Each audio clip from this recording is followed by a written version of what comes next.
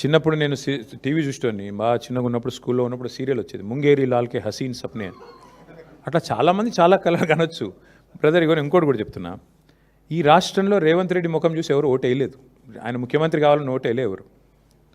అది అడ్డిమారి గుడ్డి దెబ్బ అంటారు చూడు. పేమెంట్ కోటాలో మేనేజ్మెంట్ కోటాలో ఆయన తెచ్చుకున్న సీట్ అది. ఢిల్లీకి పైసలు కొట్టిండు రాహుల్ గాంధీకి, అందరు తెలుసు.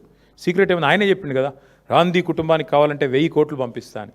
ఆ కోటాలో పైసలు ఇచ్చి తెచ్చుకున్నాడు. ఇక దానికి ఆయన నేనేందో చాలా శక్తివంతుని అనుకుంటే మరి మహబూబ్ నగర్ పార్లమెంట్ ఎందుకు గెలిపిలేకపోయినావు? ఆయన నువ్వు ఎంపీగా ఉన్నప్పుడు చాలా గొప్పడవు కదా, ప్రజానాయకుడు కదా. ఎంపీగా ఉన్నప్పుడు నీ ఎంపీ పరిధిలో ఒక ఎమ్మెల్యే గెలిచిండా? ఎంపీగా ఉన్నప్పుడు మల్కాజ్గిరి ఒక కార్పొరేషన్లో ఒక మున్సిపాలిటీ గెలిచినవా? ఎంపీగా ఉన్నప్పుడు ఒక కార్పొరేటర్ గెలిపించినావా కనీసం?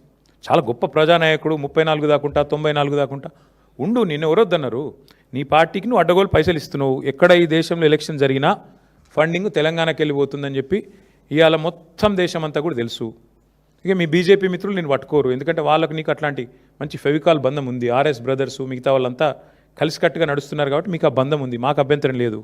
అల్టిమేట్గా రేవంత్ రెడ్డి గారైనా ఇంకోరైనా కళలు ఎన్నైనా కనొచ్చు. కలాం గారు చెప్పారు కదా, కళలు కనండి, కథలు చెప్పకండి. కళలు కనండి ముఖ్యమంత్రి గారు, కథలు చెప్పకండి. ఎందుకంటే అది మంచిది కాదు. ఇన్ని కథలు చెప్పి అధికారంలోకి వచ్చినావు. పిట్ట కథలు, లొట్ట కథలు, ఎన్ని కథలు చెప్పిండే ఆయన. పెట్రోల్ డీజిల్ మీద కేసీఆర్ గారు 32 రూపాయలు తీసుకుంటాను లీటర్ అని చెప్పిండు. మరి నీకేం రోగం పుట్టింది? తగ్గి. ఇప్పుడు వద్దన్నా నేను, మేము వద్దంటున్నావా? తగ్గి. ఎన్ని కథలు చెప్పినావు ఇసంటి నువ్వు? పిట్ట కథలు, లొట్ట కథలు. ఇక పిట్ట కథలు, లొట్ట కథలు టైం అయిపోయింది.